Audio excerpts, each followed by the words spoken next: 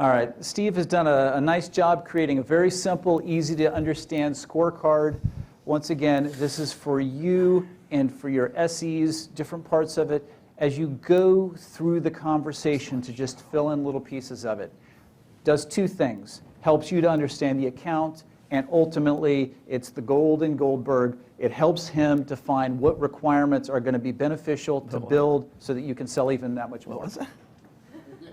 It's the gold in Goldberg? Now, there's quite a few alternatives here. You know, as we saw on that first graphic, first of all, believe it or not, do nothing is not an option for them. Okay, that's because they're already doing something. This is one of the rare examples of a product set where they already will have a backup solution somewhere that's being used. Okay, if they're not, just put them out of their misery right now. Okay, these people, they have something else. Most likely it's going to be one of these solutions here, either a SharePoint out-of-the-box backup or a specific SQL Server backup tool. We saw what the breakout of percentages were. Or they're going to rely on another group with an enterprise-wide Symantec Commvault type of solution. There is a small percentage out there, less than 10%, that are currently using other high-fidelity solutions. And then there's organizations that are going to be using high availability. These organizations have already stated through their actions, this is really important to us. We can't have any downtime. We can't have any outages. And they've made a strong investment. They probably already have a lot of this covered. They may find value in some of the specific capabilities like granular restore, okay? But the whole RPO argument, okay, is off the table if they're already using HA. They're already meeting those objectives. Okay, we're not going to be able to help in that case. But there's a lot of specific value the SharePoint admin can get by layering on top of that. So that's still an entree into the sales process. Sorry, high availability being completely different. Probably VJ can attest to this when they do Replicator, but completely different from backup. They work together, and in fact, we work together with out-of-the-box high availability solutions like Always On.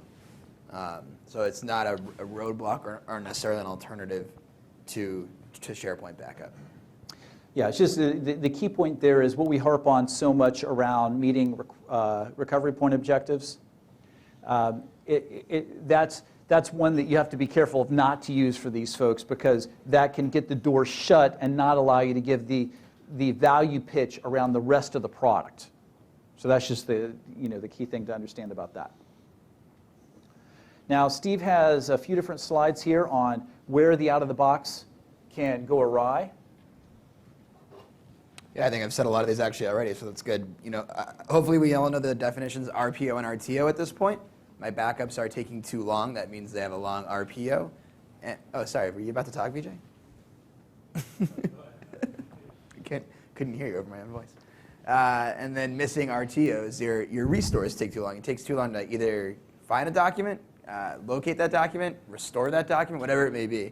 And it might be that your RTO also wipes out, again, that complete database instead of just bringing back just the content that you want. So from a granular restore level, yes, it's going to be difficult because there's no UI to find your content. But again, we want to get rid of human bottlenecks wherever possible. That could be, again, with the large Commvaults and the Symantecs. They're not involved. The SharePoint people are not involved. The DBAs are not involved in the restore process, so it's out of their hands, and they really should take ownership of it. And they can't restore any content using their out-of-the-box solution anyway. So if SQL is being taken, used for backups, or SharePoint out-of-the-box is being used for backups, they're just up the creek without using the curse word. I'm trying to think of a way to say it. And then if they're using storage points to externalize content, it's a no-brainer. I mean, we should be able to sell this product into everybody using storage point. So just if you go back to that previous slide, so with the replicator, there's a lot of questions go around RPO and RTO. So the one thing which is obvious, but the thing to point out when you're talking about RPO, right, meaning how much data loss are you willing to live with, even in the backup world. Today, if they're doing out of the box, let's say, they're probably doing it nightly, right? So to sort of make them aware that, are you willing to live with 24 hours of RPO, right? Data, if you do a nightly backup, that means you're willing to lose 24 hours worth of data, right? So with our new solution now, with backup, right, we can really reduce that RPO, right, which is key, right? So that's a key one to remember. Yeah. And it's not necessarily you have to back up your whole farm every 2 hours. You can choose the important parts of your farm, choose your key databases, and back those up every couple hours, and the rest of it could be backed up still once a day because it's probably not changing too often. So I think we'll arm you with a lot of this stuff anyway, but if they say they're using central admin and PowerShell, again, it's like you should be kind of excited. That's great. That's good news, but here's where it falls short. We've talked about the convoluted amount of jobs that it takes to do a backup. There's no scheduling or automation. There's no graphical user interface unless you love scripting. Item level restores are not even available. And then Microsoft themselves say if your site collections are above 100 gigs, you just can't use our solution. So you're really not able to do any kind of restores for any kind of backups for any sizable environment at all. And then for the more secure environments, there's no encryption for those backups. SQL, again, so many shortcomings with just SQL, but it's just content. No other web front-end components are protected, like we've been talking about. And then there's no interface to do any kind of granular restores, which we solve all those problems. If you notice, we solve all these problems with the out-of-the-box issues. All right, so I think the biggest, we don't have to talk about out-of-the-box again. Kind of droned on and on about it here. You'll run into a few of these. DPM, Microsoft Data Protection Manager. It's Microsoft's product. It's not really going to pop up probably too much. It's very expensive, and it basically provides a lot of the similar functionalities, but from a farm level backup and restore perspective, but doesn't do a lot of the granular restore perspective functionality that I just have been showing you. The imports aren't available, and a lot of the flexibility of where you can restore and how you can restore is not available. AvePoint, who we're obviously going to run into, we talked about just when they are basically when we can actually replace them, when we can't. It's going to be tough, but if you're going head-to-head against them from a pre-sales perspective, at least you can now know we finally have a backup solution that's pretty much like for functionality plus a lot more, plus the important stuff. There is, I guess, one point where do I have it up here? I don't think I do. There's one point where we do, and maybe should be aware of where we lose. They have this, this thing called Instamount. As you get more into backup deals with them head-to-head, they might slowly discover that we don't have this yet. I'm sure it won't take them too long to realize that we don't have this. It's something that we'll be working on, but they have a way to actually recover things a little bit faster than we do at this point. That's all you really need to know. They kind of instantly mount their databases, and we can't do that yet. And then Quest and Dell, they're just a recovery product. So they're basically like our import product. All right, the big guys, again, I think we've talked about this all throughout, so we don't need to harp on it too much here, but not the big guys yet. Metavis is just Office 365, and it's a granular job. It's like our old backup product. Now, Tom already asked me when are we doing Office 365 backup. I'm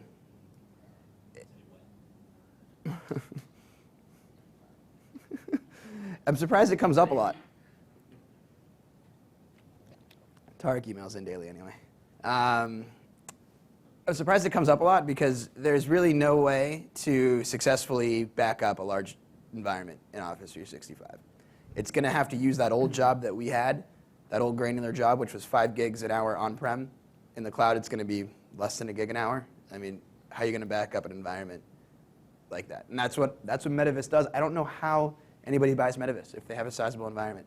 They must just care about one list and just continually back up that list. It really makes no sense to me. Plus, it's not your fault. You have an SLA with Microsoft. You have uptime requirements with Microsoft. So we'll build it if they will come to us and buy our product. But I just don't see it happening. I think you guys hear Office 365 backup, And then I'd like to go a little bit deeper with them if you get it brought up with a customer. Ask them, how do they expect to actually back it up, and why do they expect it to be backed up in the cloud? Symantec, Commvault, Aperture, our lovely friends who do everything, but nothing all at the same time. The restore obviously being weak, and it's out of the hands of the SharePoint people. Do you want to add anything that you haven't said about these guys, Andy? No, I mean, they pretty much I've already said it all. They don't really work that well because they're not built to do what we do, right? They're not application specific. That's pretty much the nuts and bolts of the entire argument. Yeah. Yeah. Just don't run away in these situations. By the way, I added Veeam there at the top, I guess, in an asterisk mark. They're going to come up a lot. They just came out maybe less than a year ago, maybe 6 months ago, with a SharePoint plugin. They're kind of like the sexy newcomer to the unsexy backup market. But they're all the same, all those big guys. Pricing, again, I'll leave to Paul. I think you can handle that one.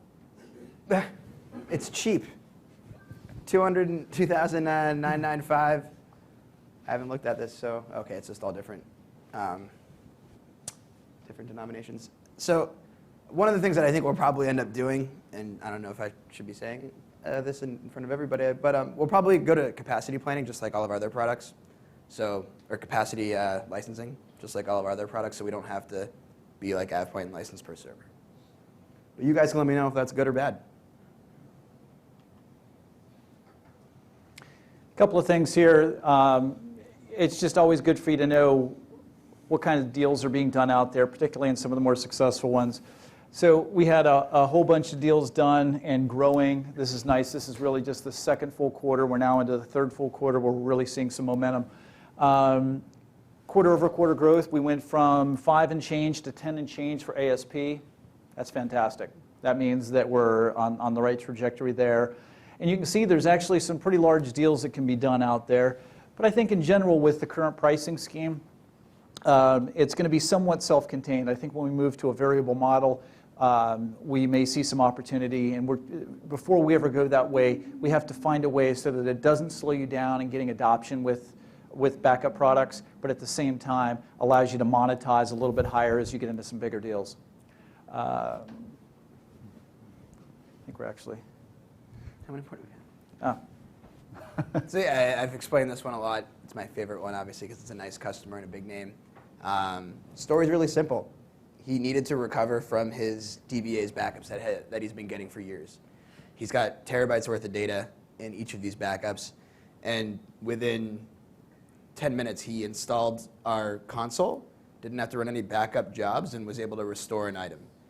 That was his test, and he's good to go. I think that's pretty obvious and now he can take advantage of the actual SharePoint full farm backup that he didn't even know that we had. He was only looking at us for the granular recovery, and it's not a rare use case. Almost everybody in my group only tested the importing of these old backup sets, and then again one of them used Aperture. Aperture failed. Guy tried us in it's not a hard install. Tried us in 2 minutes, and was able to restore what he needed with our trial, not with our product, but so he hopefully will buy still because Aperture failed him. Okay, yeah, that's pretty much I think the whole point of the Visa use case. Any questions on Visa? I mean, we're going to hopefully, with the work of Gabby and the work of some other customer success folks, get this guy to be a voice for us. He's really excited about it. And he's a good guy, good Southern gentleman. All right, so what do you have available at your disposal to use here? I'll give you a couple, because several of you may not have seen some of these tools. They're relatively new, because the product's relatively new. First one is, there is this thing called the SharePoint Recovery Planning Checklist. We now have had people download it 500 or 700 times, a lot. It's been very well received. It is a single page that they can print out, put on the wall of their cube or their office, and it kind of takes them through a flow of things that they should be doing to make sure that they are prepared for SharePoint recovery efforts. Okay? It's very simple. It's a great education tool, especially because a lot of these folks the concepts are new to them. It holds their hand and it takes them through, and literally as they go and check things off, they can check it off right on that page. That's a great tool to get them started with. We've got this new ebook, Top 5 SharePoint Daily Disasters and How to Avoid Them. Because the fact of the matter is, Steve said it, the whole environment doesn't get corrupted that often. So most of the times when they have pain points, it's going to be around a handful of things that happen on a far more frequent basis. So here's a book. We had it originally authored by a SharePoint MVP, and so a lot of credibility around it. It stakes it out. What are the problems? What are ways that you can avoid them? And it allows us to also, in a nice soft sell way, build in some of the value of our products. We have a webinar that has been very well received. We had really high marks on some of the times that we've delivered it. How to create a successful SharePoint recovery plan goes hand in hand with some of these other things, because I think bottom line, getting our customer base to take ownership of SharePoint recovery and being prepared for that is something that then moves them farther through and makes them good candidates for wanting to get more than just what they already have. Got free trials and test drives, get them into it. As you saw when Steve demoed it, I would be very willing to bet that, not that the RVPs want you to do this, but I bet almost any of you guys in here spending a little bit of time, if you had a proper environment, you could very easily demo this rather than the SEs. And just imagine the shock on the face of the SharePoint admin when the sales guy starts going in and doing this. Don't recommend it unless like the SEs and the RVPs are all on a bus together someplace. You might need to. But it's very easy to use. It shows well. On the qualifying side, we have some good case studies that are either standalone like Pyrotech. We have some that combine a lot of different products. Up-to-date scorecard, revised data sheet. You have the comparison that you just looked at. And once again, you have some good reference customers that you can use to get out there and help to get people over the finish line. So that's really all we have on this. Let me throw it open to questions as we do a wrap here. That's just all. Any other questions about either backup or backup in SharePoint in this particular space? All right. I'd like to thank Andy for coming in, helping out, giving a real good color to it. Steve for his demo and stuff. And thank you guys all for your attention.